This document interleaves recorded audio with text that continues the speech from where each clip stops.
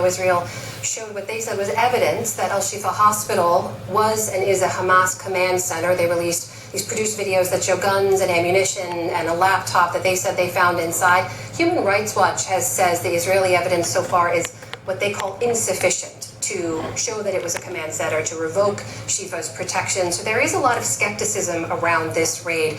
Why not share more evidence of what you have seen that convinces you this was a command center?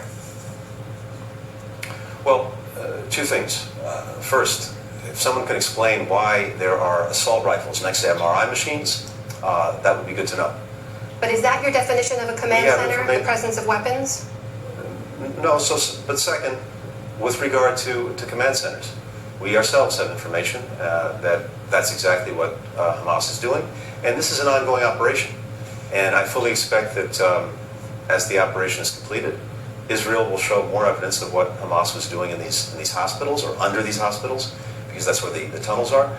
What we know across the board is that Hamas embeds itself in civilian infrastructure, in and under apartment buildings, in and under hospitals, in and under schools, and it uses people as human shields. There's been a horrific loss of life in Gaza, and we have to ask ourselves what we would have done in the same situation. Imagine if terrorists had come across our border on October 7th, slaughtered proportionally 40,000 Americans, and then retreated and were hiding themselves among civilians in all of the civilian infrastructure. What would we have done? At the same time, Israel has an absolute obligation to do everything possible to avoid harming civilians. And as you know, they've opened up corridors so that people could get out of harm's way. More than 1 million people have left Gaza City. They put in place some limited pauses to facilitate that.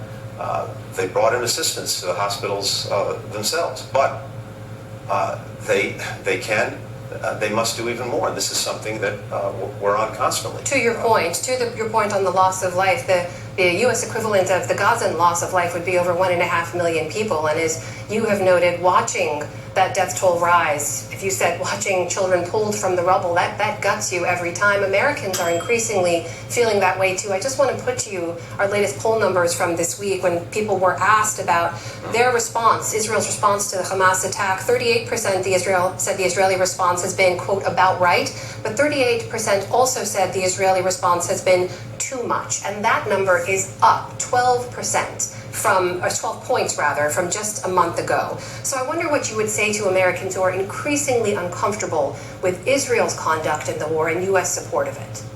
Look, I think so many of us feel the same way. This is incredibly gut-wrenching, and it's heartbreaking. But we also have to ask ourselves, what would we do?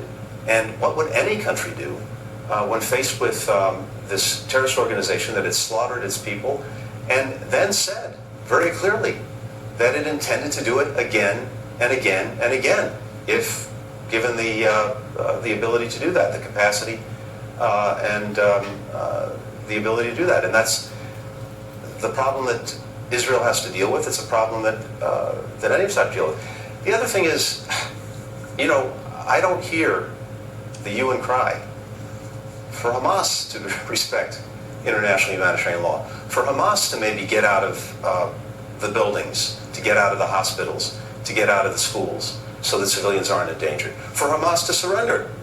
That would protect Palestinian civilians immediately. I'm not hearing anyone say that.